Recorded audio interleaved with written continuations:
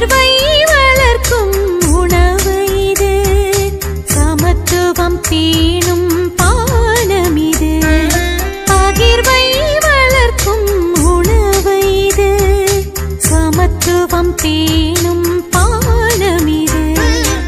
இறைமகன் வழங்கும் வானக விருந்திது, நோய்களை போக்கும் தெய்வீக மருந்திது. தகுதியற்ற எம் நெஞ்சில் இறைமகன், தகுதியற்ற எம் நெஞ்சில் இறைமகன் கோவில் கொள்ளும் ஆனந்த உறவு இது. பாரெங்கும் பரந்த இயேசுவின் அன்பு அப்பரச வடி